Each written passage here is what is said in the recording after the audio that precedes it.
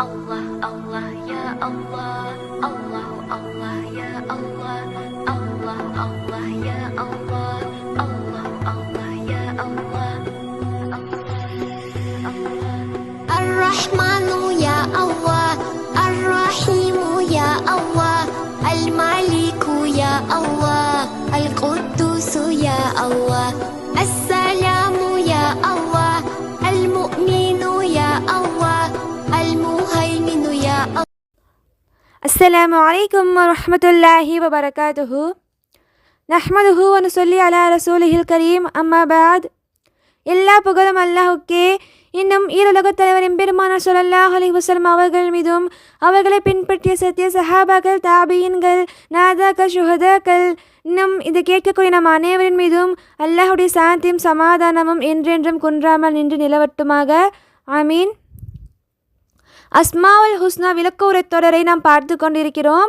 இன்றைய தொடரில் நாம் ஷாஃபி என்ற நாமத்தை பற்றி பார்க்கலாம். ஷாஃபி என்றால் தமிழில் நிவாரணம் அளிப்பவன், குணப்படுத்துவன் என்று பொருள். இதனை ஆங்கிலத்தில் த ஹீலர் என்று அழைக்கப்படும்.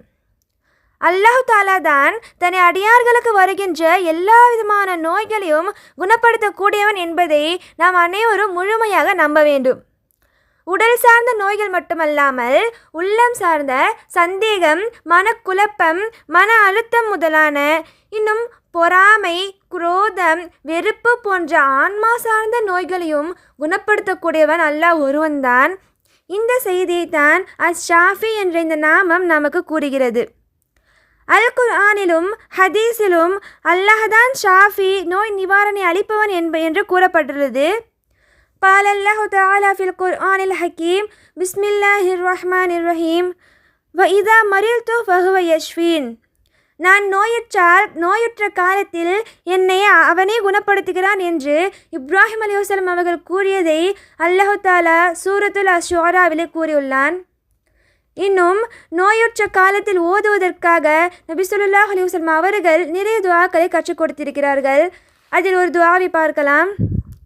அல்லாஹும்ம ரப்பன் நாஸ் அதிஹிபில் பாஸ் இஷ்ஃபி அன்த ஷாஃபி லா ஷிஃபா இல்லா ஷிஃபாக ஷிஃபாஉ லா யுகாதிரு சகமா. மனிதர்களின் இரட்சகனே, துன்பத்தை நீக்குபவனே, நீ குணப்படுத்து, நீயே குணப்படுத்துபவன், உன்னை தவிர குணப்படுத்துபவன் வேறு யாரும் இல்லை, நோயை அறவே மீதமில்லாமல் முழுமையாக குணப்படுத்து என்று நபி ஸல்லல்லாஹு அலைஹி வஸல்லம் அவர்கள் இந்த துஆவை கேட்டுள்ளார்கள் என்பதை நூல் புகாரியிலே பதிவாகியுள்ளது.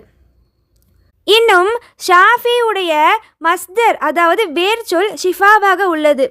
இந்த ஷிஃபாவை மூலமாக வைத்து, அடிப்படையாக வைத்து அல்லாஹ் தஆலா குர்ஆனிலே ஷாஃபி என்ற நாமத்தை 6 முறை கூறியுள்ளான்.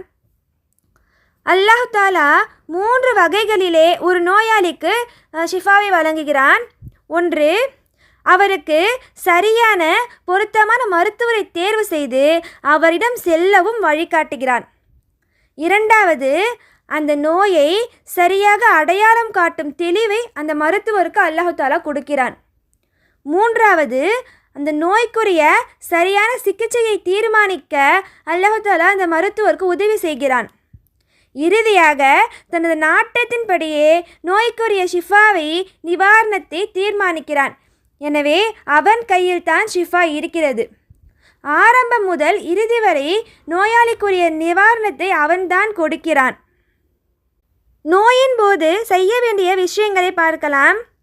அல்லாஹ் தஆலா குர்ஆனில் ஈமான் கொண்டவர்களுக்கு நம் வேதமாகிய குர்ஆன் வழிகாட்டியாகவும் மருந்தாகவும் இருக்கிறது என்று சூரத்துல் ஃபுஸ்ஸிலத்தில் கூறியுள்ளான்.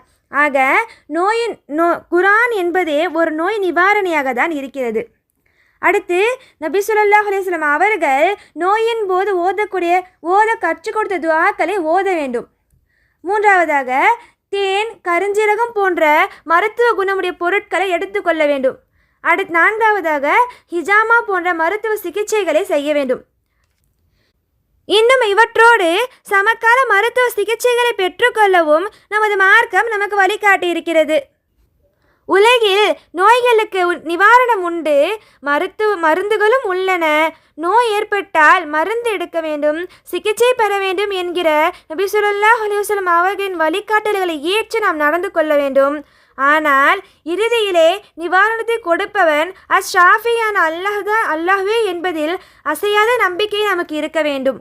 ஆக எவ்வளவு பெரிய நோய் நமக்கு வந்தாலும் அதை கண்டு துவண்டு விடாமல், நம்பிக்கை இழக்காமல், ஷாஃபியான அல்லாஹ்வே இதை குணப்படுத்துபவன் என்பதை ஆழமாக நம்பி அவனிடமே நாம் நிவாரணம் கேட்கக்கூடியவர்களாக இருக்க வேண்டும். எனவே நாம் அனைவரும் நோய் நொடி இல்லாமலும் இன்னும் நீண்ட ஆயுளுடனும் அல்லாஹையும் ரசூலையும் வணங்கி வழிபடுவதற்கு வல்ல ரஹ்மானாகி அல்லாஹ் தௌஃபீக் செய்வானாக. ஆமீன். வாஹிர் தவானா அல்ஹம்துலில்லாஹி ரப்பில் ஆலமீன். அஸ்ஸலாமு அலைக்கும் வரஹ்மத்துல்லாஹி வபரகாத்துஹு.